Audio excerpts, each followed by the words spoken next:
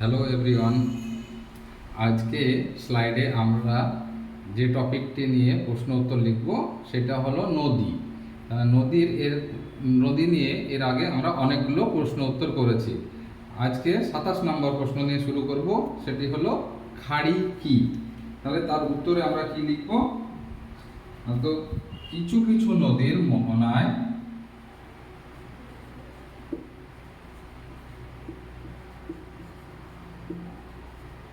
কিছু কিছু নদীর মোহনায় কিছু কিছু নদীর মোহনায় জোয়ারের সময়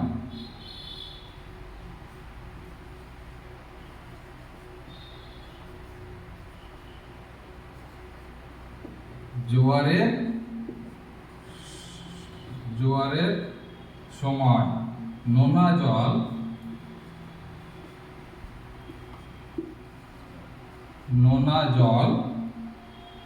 নদীতে ঢুকে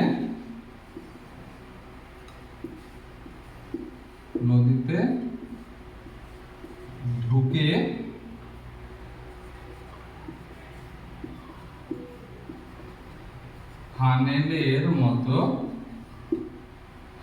মতো আকৃতির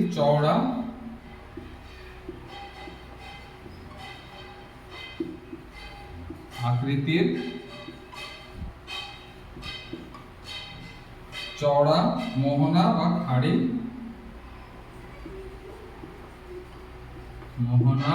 বা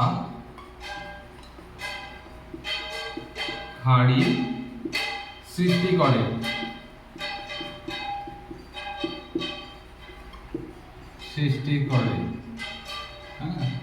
একটা উদাহরণ এর সঙ্গে দিয়ে দেবো। পশ্চিমবঙ্গের সুন্দরবন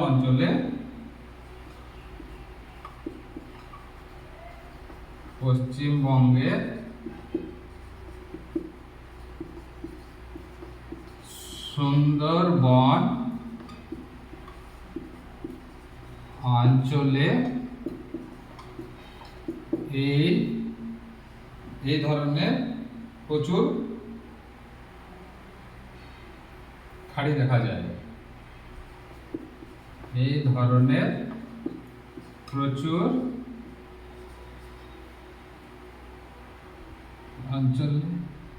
অঞ্চলের নদীতে লিখবে। নদীতে এই ধরনের প্রচুর খাড়ি দেখা যায়।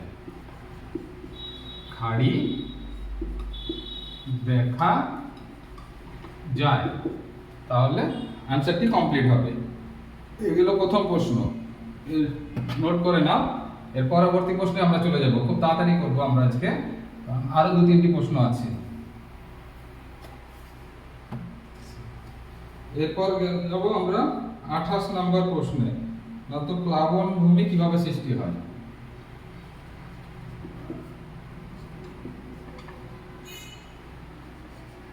প্লাবন ভূমি কিভাবে সৃষ্টি হয়?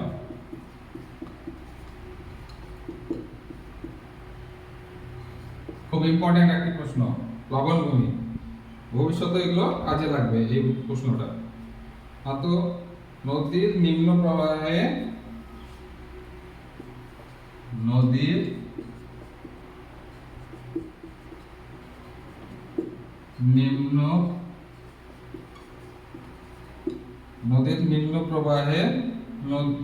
নদীর মধ্যে পলি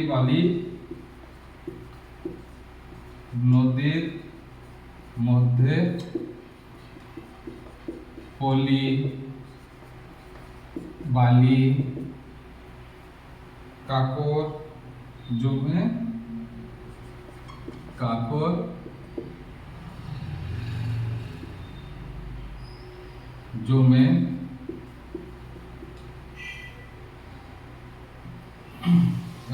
নদী অগভীর হয়ে যায়।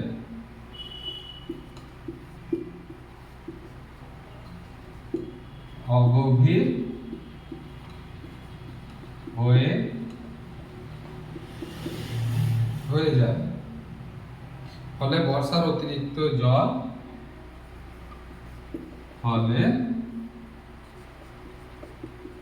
বর্ষার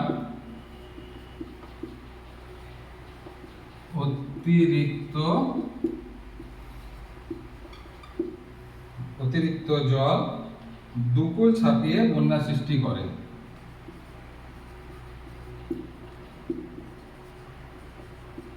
দুকুল ছাপিয়ে বন্যার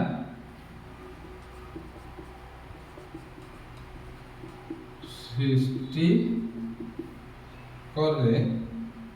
নদীর দুধারে বিস্তীর্ণ জমিতে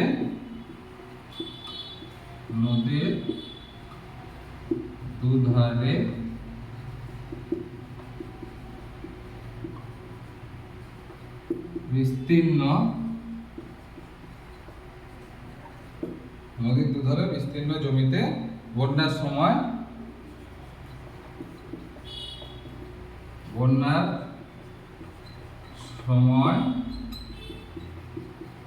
পলি সঞ্চিত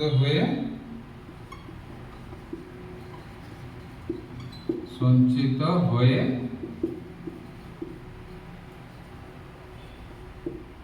উর্বর প্লাবন ভূমি সৃষ্টি হয়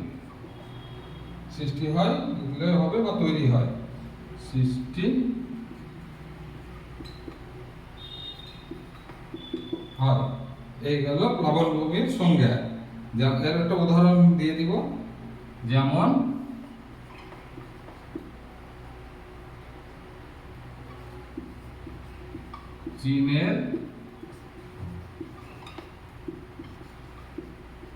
চীনের হুয়াংহো নদীর নিম্ন গতিতে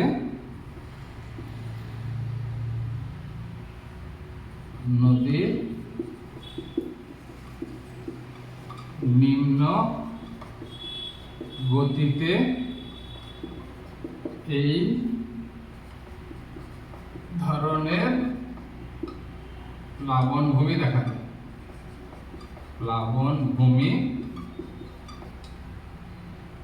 দেখা যায়।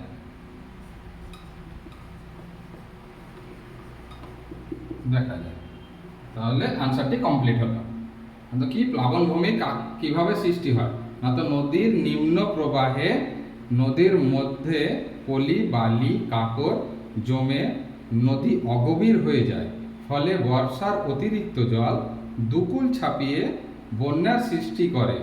নদীর দুধারে বিস্তীর্ণ জমিতে বন্যার সময় পলি সঞ্চিত হয়ে উর্বর প্লাবন ভূমি সৃষ্টি হয়। যেমন চীনের হুয়াংহো নদীর নিম্ন গতিতে এই ধরনের প্লাবন ভূমি দেখা যায়। এরপরে আমরা পরবর্তী প্রশ্নে চলে যাব, 29 নম্বর।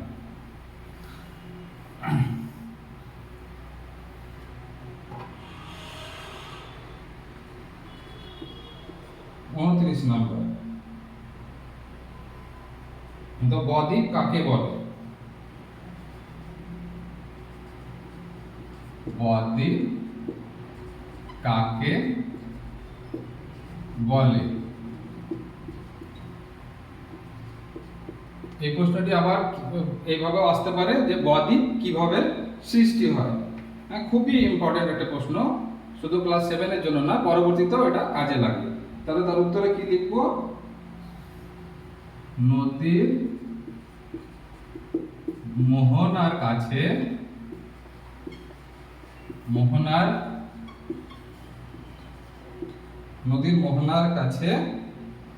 নদী বহন করে আনা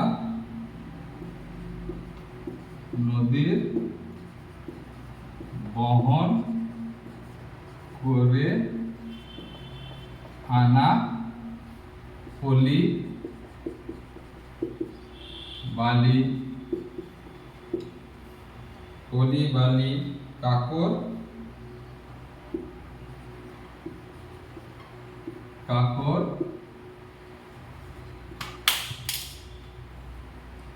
কাকর জমা হয়ে চড়া সৃষ্টি করে। চড়া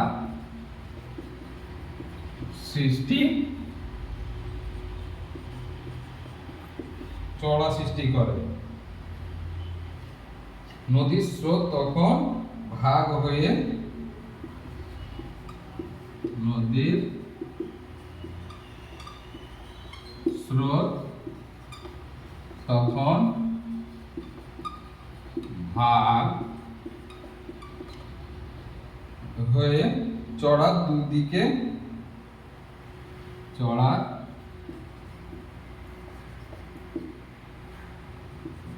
দুদিক দিয়ে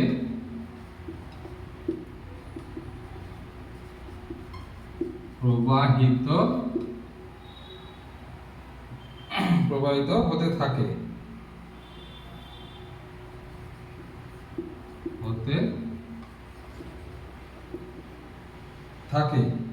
ফলে প্রায় ত্রিভুজের মতো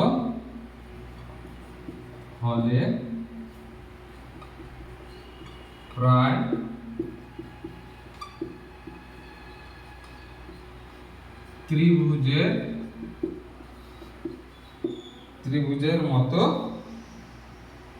বদ্বীপ সৃষ্টি হয়।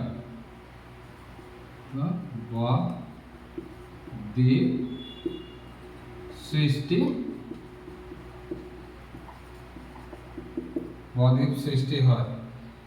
একটি উদাহরণ আমরা দিয়ে নেব এর সঙ্গে। উদাহরণ হিসেবে কি লিখব? যেমন গঙ্গা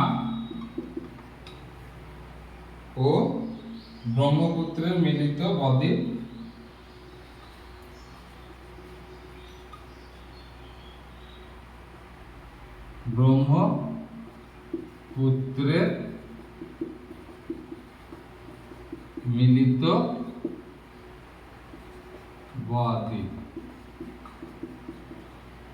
গঙ্গা ব্রহ্মপুত্রের মিলিত বদ্বীপ কমপ্লিট না করে বদ্বীপ সমভূমি লিখবে। সমভূমি, তাহলে আনসারটি কমপ্লিট হবে। তাহলে কি লিখলাম? বদ্বীপ কাকে বলে? না তো নদীর মোহনার কাছে নদীর বহন করে আনা পলি, বালি, কাকর জমা হয়ে চড়া সৃষ্টি করে। নদীর স্রোত তখন ভাগ হয়ে চড়ার দুদিক দিয়ে প্রবাহিত হতে থাকে। ফলে প্রায় ত্রিভুজের মতো বদ্বীপ সৃষ্টি হয়। যেমন গঙ্গা ও ব্রহ্মপুত্রের মিলিত বদ্বীপ সমভূমি। এই গেল 29 নম্বর প্রশ্ন। এরপর 30 নম্বর প্রশ্নে চলে যাব। নদী চ্যাপ্টারে এগুলো সব প্রত্যেকটা কোশ্চেনই কিন্তু খুব ইম্পর্টেন্ট পরীক্ষার জন্য। 30 নম্বর, সব নদীতে বদ্বীপ সৃষ্টি হয় না কেন? সব নদীতে বদ্বীপ সৃষ্টি হয় না কেন? তাহলে তার উত্তরে কি লিখব? সব নদী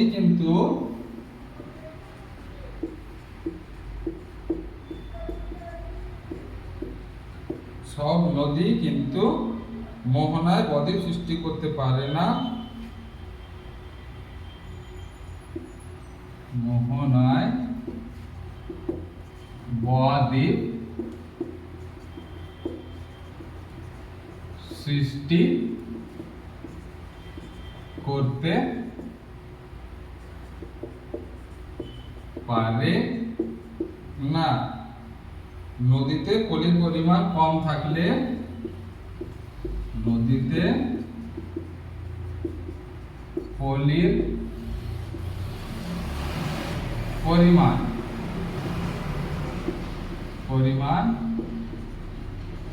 কম থাকলে আবার নদীতে প্রবল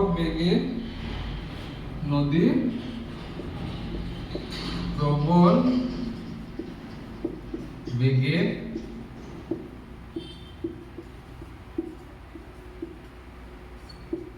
সমুদ্রে পড়লে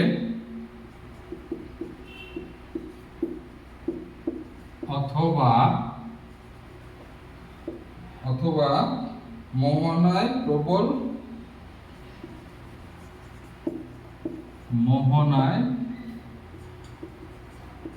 প্রবল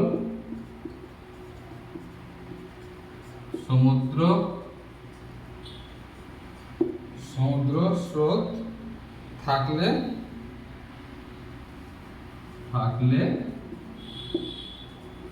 বদ্বীপ গড়ে ওঠে না। এর উদাহরণ এই কারণে একটা উদাহরণ আমরা দিয়ে নেব, যেমন যেমন পৃথিবীর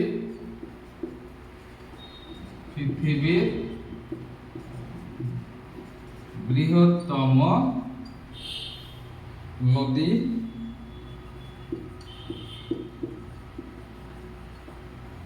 আমাজনের কোনো বদ্বীপ